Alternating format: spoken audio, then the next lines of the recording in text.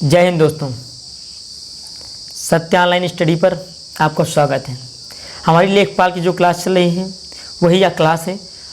UP SSC के किसी भी एग्ज़ाम, वीडियो और अगर अदर देखें उत्तर प्रदेश पुलिस, अन्य सभी एग्ज़ामों के लिए इम्पॉर्टेंट जो यूपी गवर्नमेंट के अंतर्गत होते हैं, तो पूरी क्लास देखिएगा। पहली बार आए हुए सब्सक्राइब कर लें, बेल आइकन क्लिक कर लें, और पहले से ही देख रहे हैं तो अगर वीडियो मेरी अच्छी लग रही हो तो लाइक, कमेंट और शेयर ज़रूर करना, ठीक है। तो चलते हैं आज की अपनी क्लास पे, ज़्यादा समय आपका न लेते हुए। तो पहला, अब देखो, मैं मोटिवेशनल कोट है ये, ठीक है। यहाँ क्या कहता है, जो अपने कदमों की काबिलियत पर विश्वास रखते हैं, जो अपने कदमों की काबिलियत पर विश्वास रखते हैं वही अक्सर मंजिल तक पहुँच पाते हैं। यानी कि आपको अपने कदमों में खुद पे विश्वास रखना होगा, तभी आप मंजिल पहुंच पाएंगे, अन्यथा नहीं। कोई कितना भी पढ़ा दे, कोई कितना भी कुछ कर ले, अगर खुद पे विश्वास नहीं है आपका तो आप मंजिल पर नहीं पहुंच सकते हैं। खुद पे विश्वास होना बहुत ज़रूरी है, ठीक है। तो इसी के साथ आज के सेशन की शुरुआत करते हैं। पहला क्वेश्चन हमारा है, ये लीजिए, धारदार क्वेश्चन करके दिखाइए। निम्न में से कौन सा पैराग्राफ फॉर्मेटिंग है? टेक्स्ट कलर, अलाइनमेंट, फॉन्ट और नोटा, ठीक है। तो यहाँ पे देखेंगे हम कौन सा पैराग्राफ फॉर्मेटिंग है, ठीक है। तो आपको पता होगा पैराग्राफ फॉर्मेटिंग में अलाइनमेंट होता है, आइडेंटिफिकेशन होता है, स्पेसिंग को सेट किया जाता है। इसमें से एक है अलाइनमेंट, ऑप्शन नंबर बी बिल्कुल इसका सही आंसर हो जाएगा। नेक्स्ट क्वेश्चन नंबर 2, भारत में महिलाओं के लिए आरक्षण उपलब्ध है किसमें? लोकसभा में, राज्य विधानसभा में, या पंचायती राज निकायों में, या मतलब सभी में? किसमें उपलब्ध है आपको बताना है आरक्षण, रिजर्वेशन फॉर वुमेन्स, ठीक है दोस्तों। यहाँ पे देखना है, ठीक है। तो देखो, लोकसभा में नहीं है, राज्य विधानसभा में नहीं है, लेकिन पंचायती राज निकायों में है। आपको पता होगा तीसरा अमेंडमेंट जो हुआ था वह पंचायती राज के त्रिस्तरीय था, चौथा जो था वो नगर पालिकाओं हुए था, 74 नंबर का, ठीक है। और यहाँ पे कितना मिलता है? 1/3, यानी कि कितना? 33%। सपोज दैट 100 सीटें हैं, 100 सीटों में 33 सीटों पर महिलाएं ही लड़ेंगी और कोई नहीं लड़ सकता है। अन्य सीटों पर भी महिलाएं लड़ सकती हैं, 100 की 100 पर लड़ सकती हैं, लेकिन 33 जो होंगी उसमें केवल और केवल महिलाएं लड़ सकेंगी, ठीक है।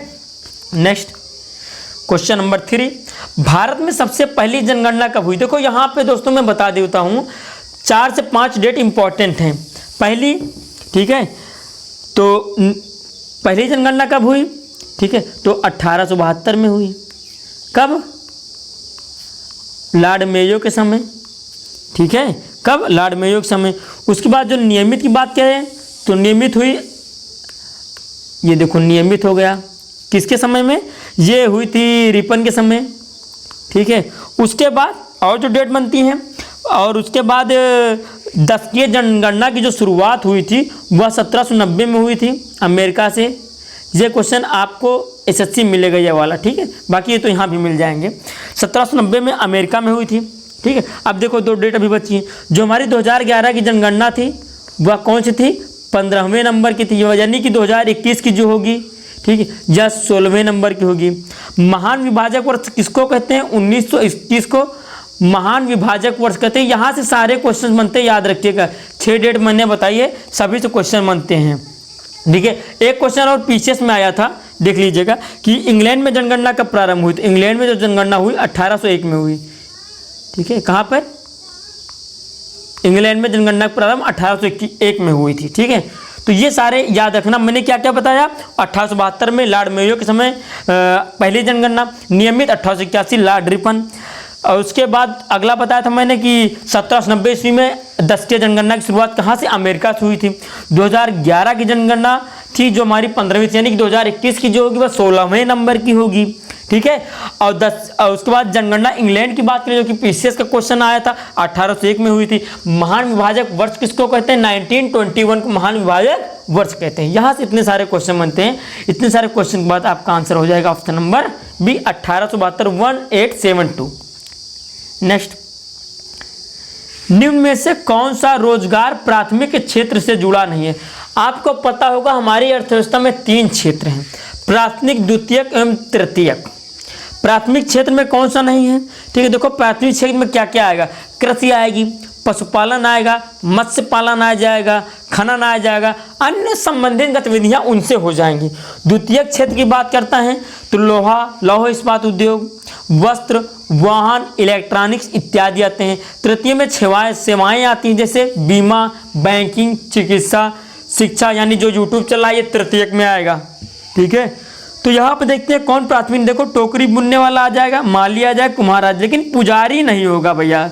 आंसर हो जाएगा ऑप्शन नंबर डी, पुजारी नहीं हो जाएगा। पुजारी अगर हम बात कर लें पुजारी से लगाएं तो सेवाएं में आएगा, क्योंकि सेवाएं प्रदान कर रहा है ये, ठीक है, भक्तों को जो मंदिर में रहते हैं। देखो भगवान और भक्तों के बीच एक व्यक्ति होता है पुजारी, ठीक, जैसे किताब और स्टूडेंट के बीच होता है टीचर, उसी प्रकार से पुजारी होता है। तो ऑप्शन नंबर डी बिल्कुल सही आंसर हो जाएगा। नेक्स्ट 5, निम्न में से कौन सा उदाहरण संविधान के अनुसार मूलभूत अधिकारों का नहीं है?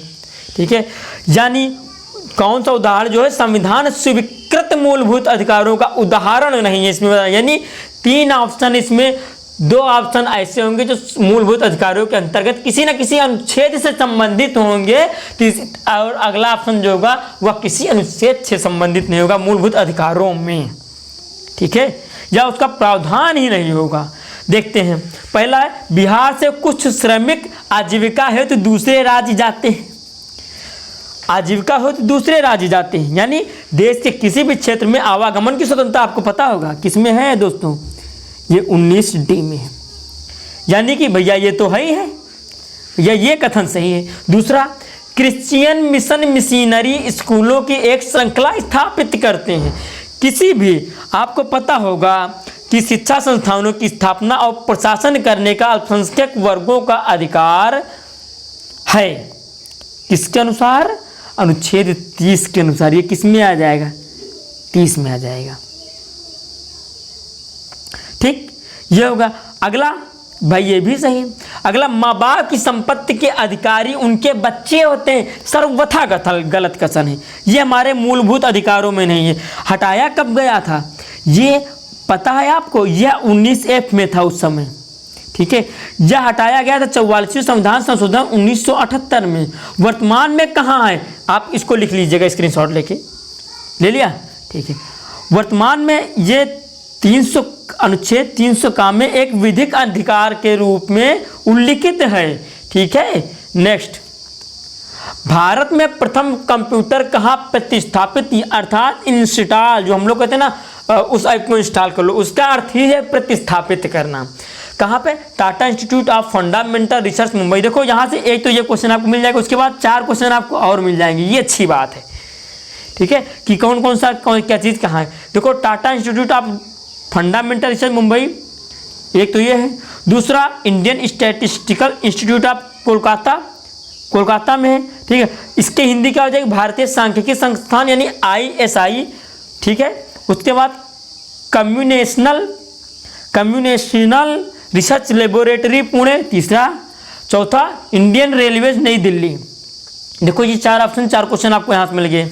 उसके बाद ठीक है, स्थापना मैं बता दूं तो 1931 में आपको पता होगा प्रकाश चंद्र महलनोबिस यानी कि PC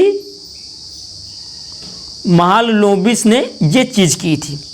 कहाँ पर की थी, तो इसका ऑप्शन नंबर बी, भारतीय सांख्यिकी संस्थान में की गई थी। ठीक है, नेक्स्ट 7, समाजवादी, एकता, धर्मनिरपेक्षता और अखंडता आदि शब्द किस संविधान से जोड़े गए, किस संविधान किस संशोधन से जोड़े गए हैं, संवैधानिक संशोधन से। दोस्तों ये क्वेश्चन कई बार आया हुआ है, आपको पता होगा, आने वाले समय में भी हमेशा आता रहता है। ठीक है, इंपॉर्टेंट क्वेश्चन है, तो आपको पता होगा ये हमारी मूल संविधान में नहीं थे। तो समाजवादी, एकता, धर्मनिरपेक्षता और अखंडता, ये शब्द जो जोड़े गए थे दोस्तों, ये शब्द जोड़े गए थे 1976 में। किस संशोधन से, 42 संशोधन से, जिसे हम क्या मिनी संविधान भी कहते हैं। अब कई लोग सोचते होंगे कि इसे मिनी संविधान क्यों कहा जाता है, इसमें इतने सारे उपबंध कर दिए गए थे भैया कि इसे मिनी संविधान कहा जाने लगा। कई भी सारी, ये समझ लो कि संविधान के कई प्रारूपों को चेंज कर दिया गया, संविधान के कई अनुच्छेदों को बदल दिया गया, संविधान में कई अनुच्छेद भाग समाहित कर दिए गए, इसीलिए इसे मिनी संविधान कहते हैं। ऑप्शन नंबर ए बिल्कुल सही आंसर हो जाएगा। ठीक है, नेक्स्ट, निम्न में से कौन सी गैस वातावरण का महत्तम भाग है? निम्न में से कौन सी गैस है जो वातावरण में अत्यधिक मात्रा में है, कहने का मतलब ये है। ठीक है, देखो मैं यहाँ पे चारों बता दे रहा हूँ सब। ऑक्सीजन का प्रतिशत कितना है? 20.93% है। ठीक है, उसके बाद आर्गन की बात करें तो 0.93% है। ठीक है, और उसके बाद जो नाइट्रोजन होता है ये होता है 78.07% होता है। CO2 जो बचता है हमारा 0.03% होता है। अब आप देख लीजिए, ये अब मैं आंसर नहीं बताऊंगा, आपको खुद ही पता चल गया कि नाइट्रोजन सर्वाधिक है। ठीक है, next question number 9, e commerce, e learning, e banking, m commerce आदि निम्न में से कौन सी सेवाएं हैं? ये जो सेवाएं कौन सी हैं? व्यापार सेवाएं हैं, उपभोक्ता सेवाएं हैं, ई सेवाएं यानी इलेक्ट्रॉनिक सेवाएं हैं, या फिर none of the above NOTA? बताना है दोस्तों कौन सा होगा इसमें। ठीक है, तो मैं आपको बता देता हूँ, इसका ऑप्शन नंबर सी, ई सेवाएं बिल्कुल एकदम करेक्ट आंसर हो जाएगा। पसंद आ रहा हो तो लाइक, शेयर और कमेंट करना बिल्कुल ना भूलें नहीं। ठीक है, आंखें खोल के रखें, ये क्वेश्चन आने वाले हैं। ठीक है, नेक्स्ट, निम्न में से कौन दूरस्थ स्थित स्थान पश्चिमी गलियारे से जुड़े हैं? इनमें कौन सा स्थान है जो पश्चिमी गलियारे से जुड़ा है? देखो, गलियारा क्या होता है? पर्वतों, वन या अन्य भौगोलिक बाधाओं के बीच से निकलने वाली भूमि की एक पट्टी जिस पर यातायात आसपास के क्षेत्रों से अधिक आसान हो, गलियारा कहलाता है भैया। ठीक है, जो हमारा गलियारा है, देखो अगर नॉर्थ साउथ की बात करें, उत्तर दक्षिण की बात करें, तो यह क्या जोड़ता है? श्रीनगर से कन्याकुमारी यानी जम्मू कश्मीर से कहाँ जोड़ता है? ये तमिलनाडु को। एक क्वेश्चन ये बन गया। ठीक है, उसके बाद जो पश्चिम गलियारा है यह सिलचर अर्थात कहाँ पर? असम। पोरबंदर, सिलचर असम से पोरबंदर जोड़ता है, आंसर ये सही होगा। अगर ये पूछ ले ये दोनों मिलते कहाँ पे भैया, तो ये हमारे उत्तर प्रदेश के झांसी में मिलते हैं। ये क्वेश्चन यहाँ से बन सकता है। झांसी में ये एक दूसरे को काटते हैं भैया, एक दूसरे को काटते कहाँ पे हैं? झांसी में। याद रखिए, फिर से मैं बता दे रहा हूँ, उत्तर दक्षिण जो गलियारा है श्रीनगर और कन्याकुमारी तक है, पूर्व से पश्चिम सिलचर से पोरबंदर है। दोनों आपस में कहाँ पर काटते हैं? तो उत्तर प्रदेश के झांसी में काटते हैं। ये क्वेश्चन यहाँ से बनने वाला है, याद रख लीजिएगा आप लोग। नेक्स्ट,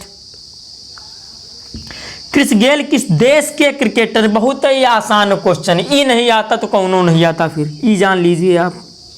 ठीक है, और वास्तव में जो क्रिकेट देखते हैं वो तो कहें भैया वेस्ट इंडीज होगा, आगे बढ़िए। तो ऑप्शन नंबर क्या हो जाएगा?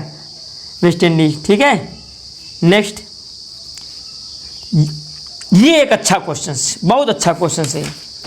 ठीक है, शब्दों को पकड़ ले गए आप आंसर ले आए। संविधान का यही एक ट्रिक है, आप अगर शब्दों को पकड़ ले गए ना तो आंसर आपके सामने होगा, खुद ही आ जाएगा। भैया आपने शब्दों को पकड़ लिया, मैं हूँ भैया, बिया वाला लगा दो, चल दीजिए। ठीक है, तो आते हैं क्वेश्चन पे। निम्न में से किस संस्था को देश के वर्तमान नियमों में परिवर्तन करने का अधिकार है? यानी कि कौन सी ऐसी संस्था है जो हमारे देश के वर्तमान नियमों में परिवर्तन कर सकती है, नियमों को बदल सकती है, नियमों को हटा सकती है, नए नियमों को समाहित कर सकती है? कौन सा होगा? सुप्रीम कोर्ट होगा, संसद होगा, या stock exchange board of India यानी सेबी होगा, या फिर केवल राज्यसभा होगा? यहाँ पे और ऑप्शन बन सकते थे, केवल लोकसभा हो सकता था, या दोनों संसद में जो कि दोनों समाहित है। ठीक है दोस्तों, आपको पता होगा हमारा भाग 20 आर्टिकल 368 कहाँ से लिया गया है? यह लिया गया है साउथ अफ्रीका से। कहाँ से? साउथ अफ्रीका से लिया गया। इसी के अनुसार हमारी देश की संसद जो है वर्तमान के नियमों में परिवर्तन करती है।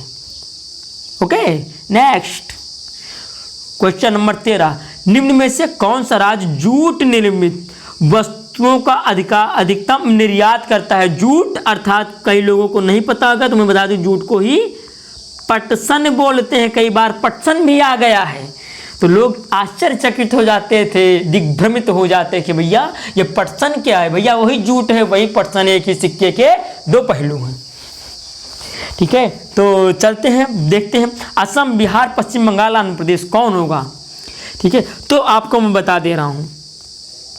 ठीक है, जूट का उत्पादन भारत देश का नाम शीर्ष स्थान पे, यानी जूट के उत्पादन में भारत विश्व में प्रथम है। पहला क्वेश्चन तो ये बनता है, भारत प्रथम है संपूर्ण विश्व में। दूसरा क्वेश्चन, भारत में कौन है भैया, तो पश्चिम बंगाल है। कितना अगर परसेंटेज तो पूछेगा नहीं, मैं बता दे रहा हूँ 97.9% जूट का उत्पादन करता है। ठीक है, कौन हो जाएगा, ऑप्शन नंबर बी बिल्कुल सही आंसर हो जाएगा। सेकंड स्थान पर बिहार हो जाएगा। ठीक है, दो याद रख लीजिए आप, इंपॉर्टेंट दो जरूरी होता है। एक और क्वेश्चन बनता है कि राष्ट्रीय जूट बोर्ड का मुख्यालय अगर कोलकाता नंबर 1 पे भैया, सॉरी पश्चिम बंगाल, तो कोलकाता में राष्ट्रीय, देखो मैं लिख दे रहा हूँ, राष्ट्रीय जूट बोर्ड का हेडक्वार्टर कहाँ पे है, कोलकाता में है। ठीक है, नेक्स्ट 14 नंबर, निम्न में से कौन सा कार्ड सबसे गरीब नागरिकों हेतु दिया जाए, जो सबसे गरीब है, यानी नीचे नीचे बीपीएल, बिलो पॉवर्टी लाइन, उससे भी नीचे, सबसे नीचे हैं। ठीक है, तो कौन सा होगा, अंत्योदय होगा, बीपीएल होगा, एपीएल होगा, या ये सारे होंगे। आपको पता होगा कि 25 दिसंबर सन 2000 को यह निर्णय लिया गया कि ऐसे भी लोग हैं जो बीपीएल और एपीएल से भी नीचे आते हैं, उन्हें दिया जाने लगा क्या भैया, उन्हें क्या दिया जाने लगा है, बताइए, उन्हें क्या, उन्हें दिया जाने लगा है क्या, अंत्योदय। ठीक है, क्या दिया जाने लगा है इसको, उन लोगों को दिया जाने लगा है अंत्योदय कार्ड। ठीक, इसमें और भी सस्ता राशन मिलता है। नेक्स्ट, इनमें से रबी की फसल कौन है, चावल, सरसों, मोटे अनाज और कपास। इसमें जो रबी की फसल है वह कौन सी होगी, आपको पता है दोस्तों, आपको पता है दोस्तों, आपको पता है दोस्तों कि ये खरीफ है, ये खरीफ है, ये खरीफ, रबी कौन हो जाएगी, सरसों हो जाएगी। रबी में और कौन कौन आ जाएंगे, जौ, चना, मसूर, गेहूं आ जाएंगे। खरीफ में कौन कौन हो जाएंगे, मैंने यहाँ पे चावल है, मोटे अनाज है, कपास, ये सारे खरीफ में आ जाएंगे। ठीक है, नेक्स्ट, लिम्बाराम किसमें अपने सर्वोच्च प्रदर्शन हेतु जाने जाते हैं, किस क्षेत्र में सर्वोच्च प्रदर्शन हेतु लिम्बाराम जाने जाते हैं। करंट से भी पूछता है, पहले से भी पूछता है ऐसे क्वेश्चन। ठीक है दोस्तों, तो बताना है आपको क्या होगा। लिम्बाराम भारत के प्रथम तीरंदाज जिन्होंने विश्व स्तर पर तीरंदाजी के क्षेत्र में सफलता हासिल की थी। यानी किससे संबंध होंगे आप, तीरंदाजी नहीं, ये धनुष विद्या। 1992 में इन्होंने एशियाई चैंपियनशिप मुकाबले में विश्व रिकॉर्ड बनाते हुए स्वर्ण पदक जीता था। ठीक, उसके बाद 1991 में इन्हें अर्जुन अवार्ड भी मिला था, पहले ही मिल गया था। नेक्स्ट आते हैं यूपी से क्वेश्चन बनते हैं। जो उत्तर प्रदेश का क्षेत्रफल कितना है, 240,928 वर्ग किलोमीटर। ऐसे मत याद करिए 2,40,928, नहीं ऐसे नहीं, ऐसा देखिए 240,928, 340,928, 140,928, यह नोटा कौन सा होगा आपको बताना है। तो यह कितना हो जाएगा दोस्तों, मैं आपको बता दूं, यह पूरे भारत का 7.33% है। ठीक है, भारत का कितना है, 7.33% है। ठीक है, तो देख लेते हैं कौन सा answer, option number A answer हो जाएगा। नेक्स्ट, उत्तर प्रदेश के सीमावर्ती राज्य या यूटी यानी केंद्र शासित प्रदेश की संख्या कितनी, राज्य और केंद्र शासित प्रदेशों की संख्या कितनी बताना है, 7, 8, 9 या 10। अगर केवल राज्य होता तब आप 8 लगाते, राज्य और केंद्र शासित दोनों हो तो आप 9 लगे, फिलहाल दोनों साथ में ही आते तो आंसर हमेशा बनता है 9। ठीक है, यानी ऑप्शन नंबर सी। 8 तो राज्य हैं और एक केंद्र शासित प्रदेश है, कौन सा, दिल्ली। अब नाम नेम मैं नहीं बताऊंगा कौन कौन हुआ, आपको सर्च करना होगा, आप देख लीजिए, ये आपकी जिम्मेवारी है। आप कमेंट सेक्शन में आंसर करेंगे कौन कौन से राज्य हैं। उत्तर प्रदेश का कौन सा जिला सर्वाधिक राज्यों को स्पर्श करता है, बताना है कौन सा होगा, सहारनपुर, सोनभद्र, कौशाम्बी या ए और बी दोनों, कौन सा होगा। तो आपको बता दें 4 राज्यों को स्पर्श करता है। कौन स्पर्श करता है, तो सोनभद्र, ऑप्शन नंबर बी बिल्कुल सही आंसर हो जाएगा। नेक्स्ट, उत्तर प्रदेश कितने देशों की सीमा बनाता, नहीं कितने उत्तर प्रदेश के कितने सीमावर्ती, अभी हमने राज्य की बात कर ली, कौन सा राज्य सर्वाधिक क्षेत्रफल मतलब सर्वाधिक किस राज्य को स्पर्श करता है, कौन सा जिला।